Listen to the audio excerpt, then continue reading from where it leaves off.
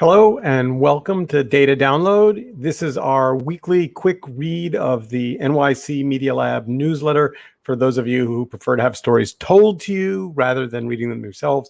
Although we always prefer if you listen to this, you like it, you get engaged, and then you subscribe because that way you get the entire articles as opposed to just my telling of it. But with that, welcome.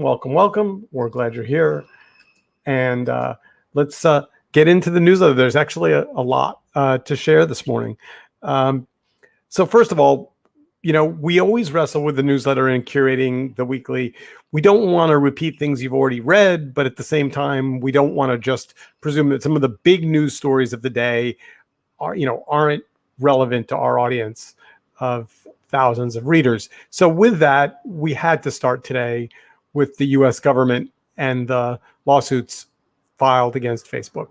And we did because first of all, it's a big case. It's going to go on a long time. It's certainly not something that is either Trump or Biden related. In fact, if you look and dig below the surface, you'll see very quickly that it's the Federal Trade Commission and 48 US states, and it's led by New York's Attorney General Letitia James, who is an extraordinarily interesting person in her own right. But the thing that we care about here and why we're sharing this with you is it asks all the underlying questions that the Media Lab has been raising over the last years, but certainly months, about the role of social media, the role of a handful of companies controlling what is essentially the future of publishing and media and voices.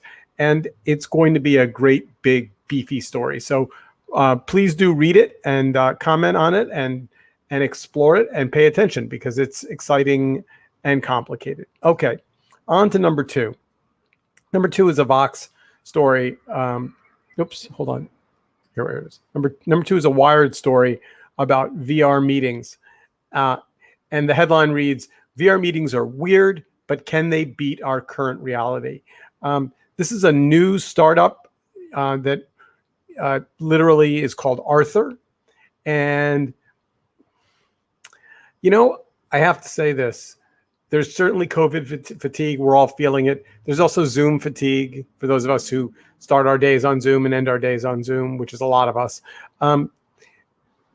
The challenge of VR overall has always been this back and forth between who has the hardware, is the hardware good enough, is it too expensive? And the irony, of course, of this is that we're right after the Facebook story about the lawsuits is the fact that Arthur is in many ways driven by the price and affordability of Facebook Oculus 2, which at $299 with a wireless headset and pretty good processor speed actually makes everyone having a headset at home affordable. Now, I haven't tried Arthur yet, and I don't have a Facebook Oculus 2 sitting here to put on. So with that, if any of you have tried it and have thoughts about it, we'd love to hear from you. We'd love to get email from you. And we'd love to think more about this idea of whether or not virtual officing is going to become a thing. So let us know what you think.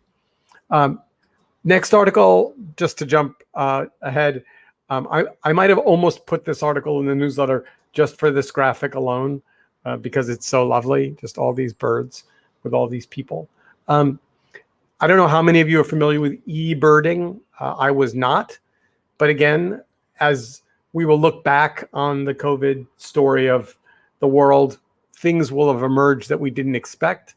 And I would say e-birding is probably right near the top of the list.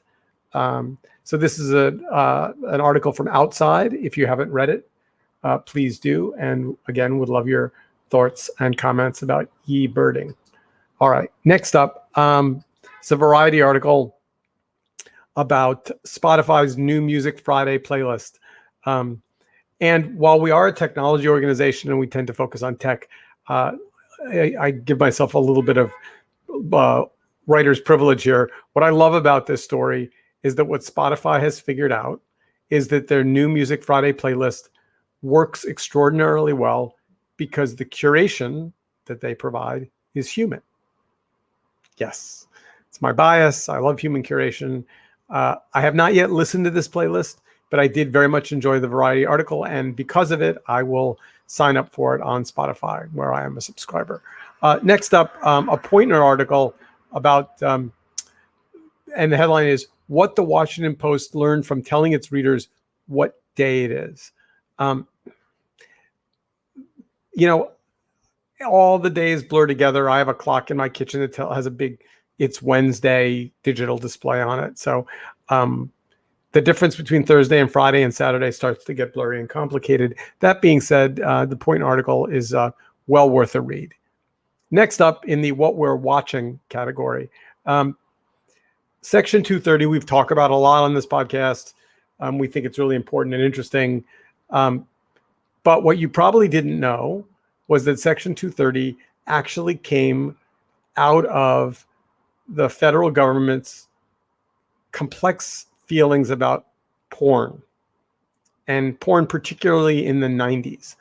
This is a good review of where Section 230 came from, and in fact, probably essential reading given the fact that,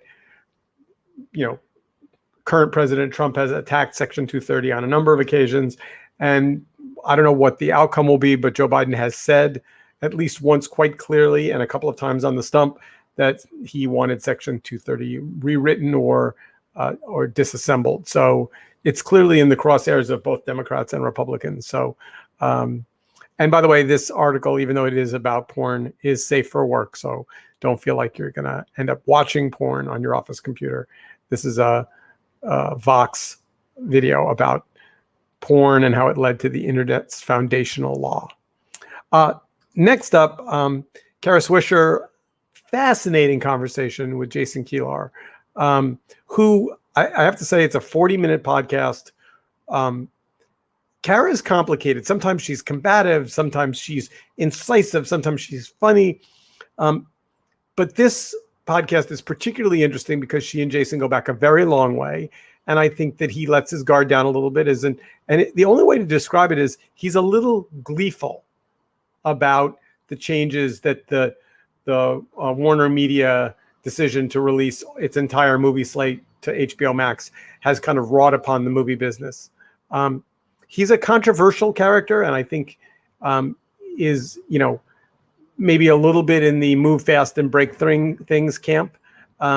Well worth a listen to if you want to kind of understand who this important leader, who's not a movie person. I mean, that's maybe the most important thing, is he doesn't come from the entertainment business.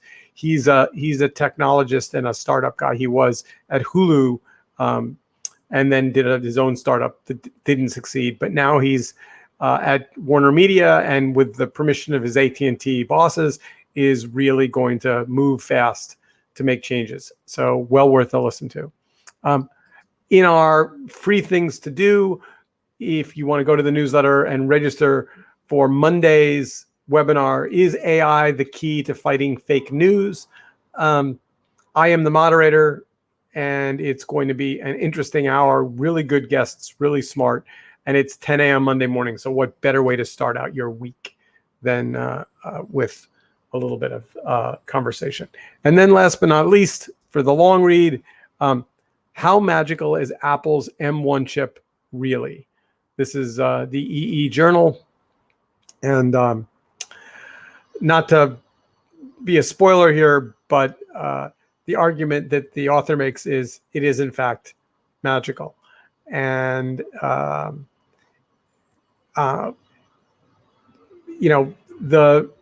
the basic thesis is that Apple has produced some extraordinary silicone, which is speeding up and making more elegant in their computing power Apple devices.